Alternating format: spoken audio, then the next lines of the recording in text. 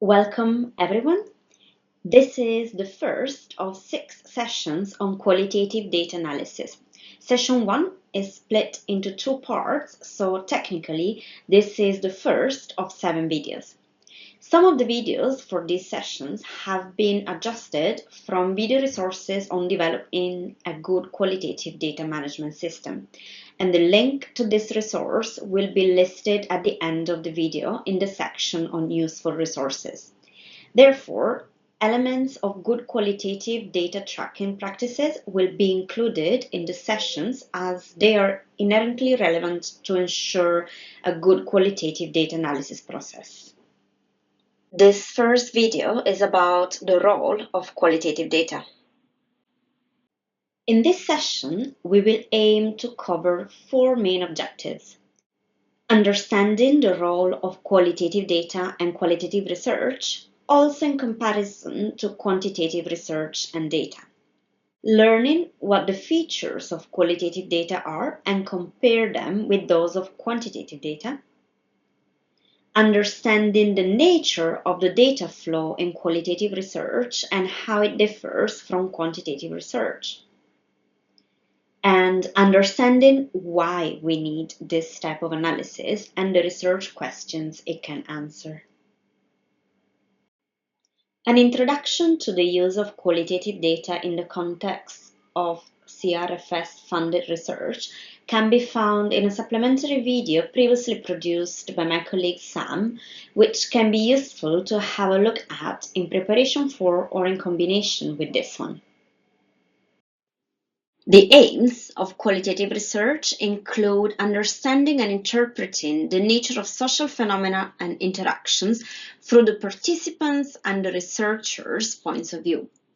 To achieve these aims, qualitative research uses tools that allow to explore participants' perceptions and experiences, usually in a specific context. Quantitative research aims to describe a population, test hypotheses, use experiments to determine cause and effect, and make predictions that can be generalized to a larger population. Qualitative research may be employed to describe what is taking place in a particular situation, so it can be descriptive.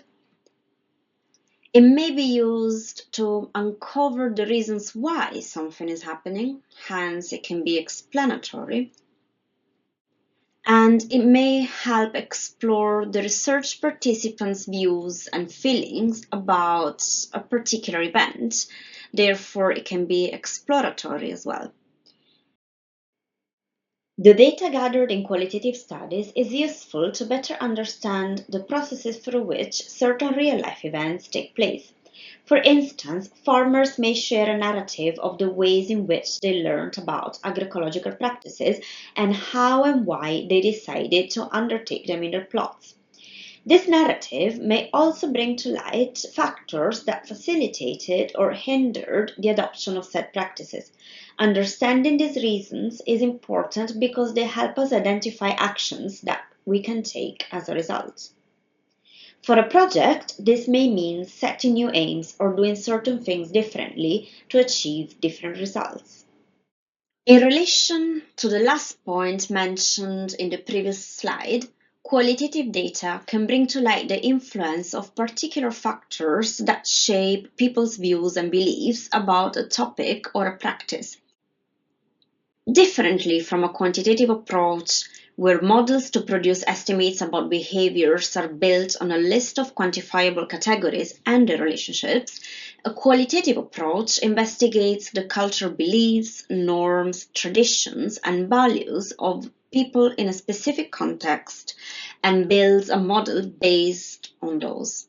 For example, the exploration of farmers' perspectives towards agroecological practices may explain why they are or are not in favor of them and what factors support or hinder their adoption.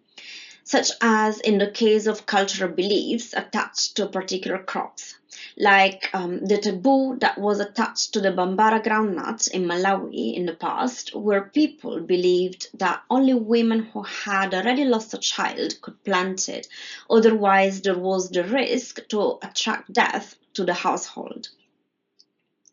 Similarly, there were other life and death symbolisms and witchcraft practices attached to the nut. These beliefs had a number of implications for the value chain development of the crop that can be explored in detail in the research paper published from this research and is included in the list of useful resources at the end of this presentation. The example of the study on women farmers' access to social learning spaces for expanding their knowledge about agroecological farming in the context of climate change explored the importance of processes and contextual dynamics related to social cohesion and community practices to empower women farmers on aspects that they care about.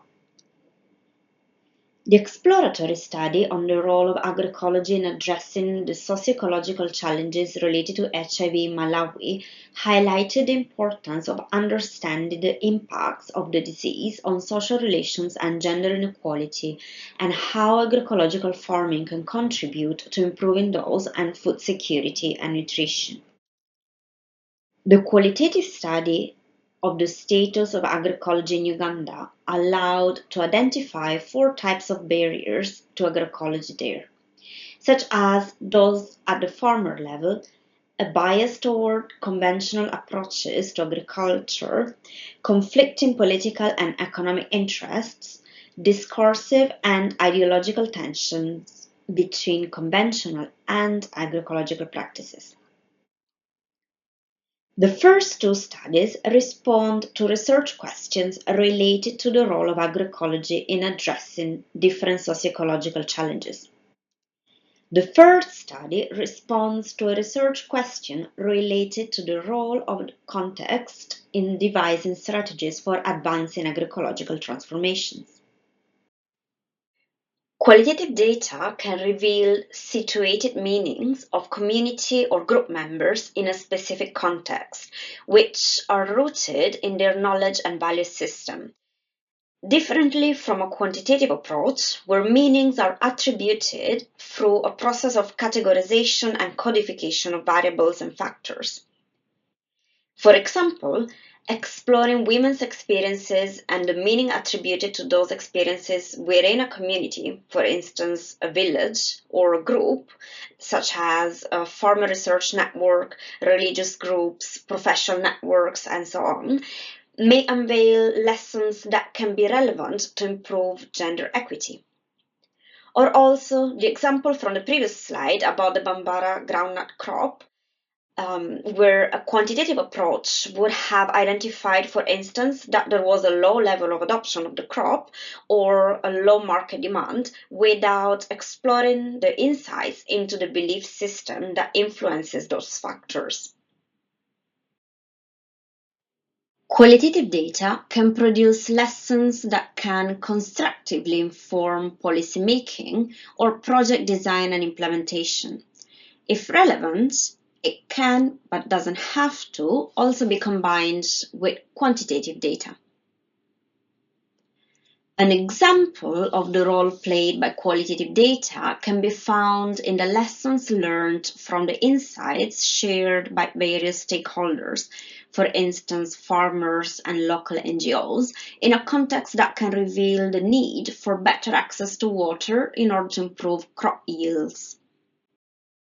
Qualitative data are usually, but not only, collected by using in-depth interviews, open-ended questions in questionnaires, and focus group discussions where individuals discuss a topic or answer questions in a group. Additionally, qualitative data can also be part of a quantitative study in the form of categorical data related, for instance, to participants' eye color, gender, level of education, marital status, and so on. The video produced by my colleague Sam and mentioned earlier explains this in more detail, and it can be found in the Statistics for Sustainable Development resource site and is listed in the Useful Resources section. What are the features of qualitative data? Qualitative data comes in the form of audio recordings from interviews, written text from transcriptions, or from observational field notes.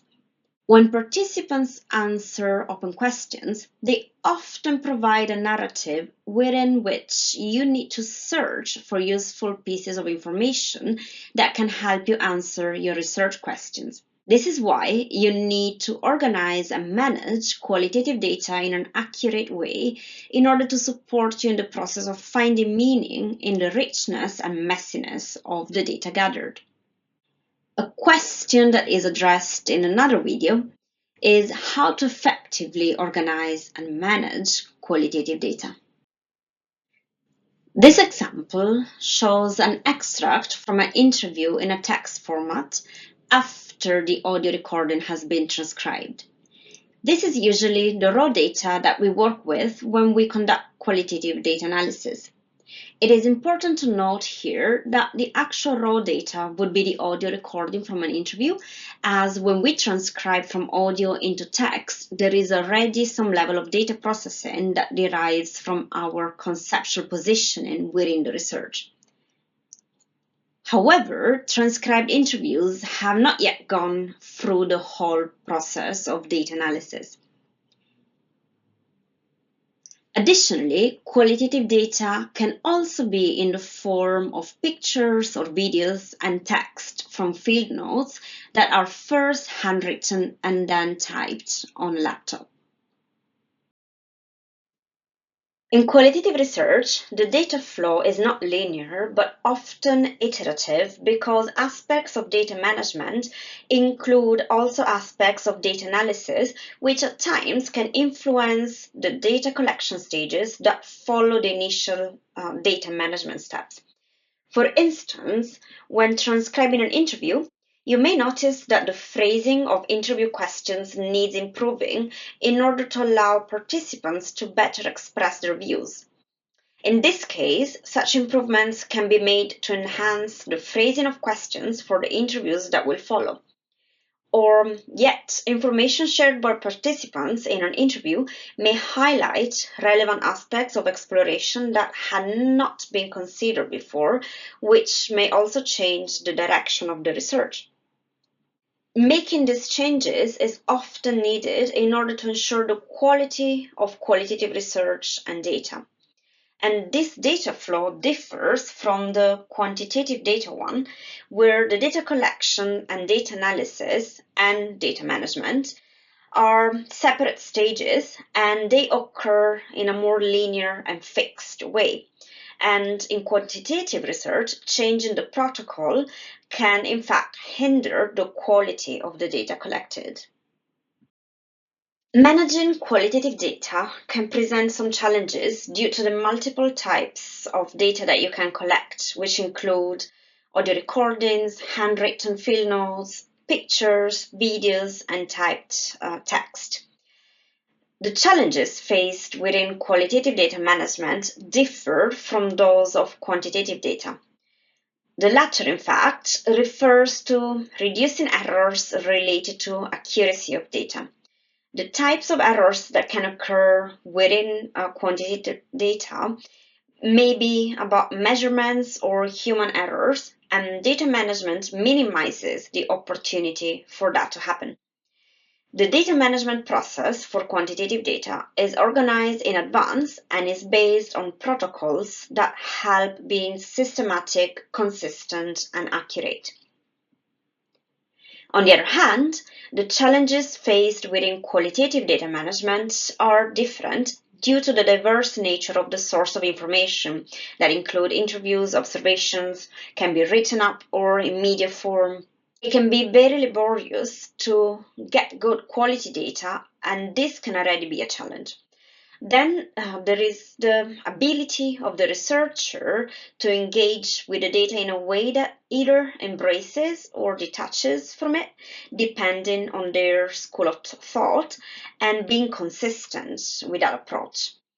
This also highlights that your philosophical approach affects your data management approach, and that can be another challenge as well. The resource at the top of this list is a podcast in the series of methods by the National Center for Research Methods, where J.D. Carpentieri, who is an associate professor of social science and policy in the Department of Education, Practice and Society at the University College London and an honorary research associate at the Centre for Longitudinal Studies, explains the role of qualitative research in enriching theory and helping understand the complexities of how theories play out in real life, as well as how qualitative data can add insights into the findings from quantitative research when dealing with wicked problems. That is to say, problems that have many interrelated factors, at times contradictory, and often changing, and which may make the problems seem unsolvable, such as the problems that agroecology aims to address. He also considers issues around ethical concerns that vary across different understandings of data protection for different research methodology paradigms. In case you're interested, the slides for this presentation, as well as lots more resources, can be downloaded from our website at stats4sd.org/resources. And thank you very much.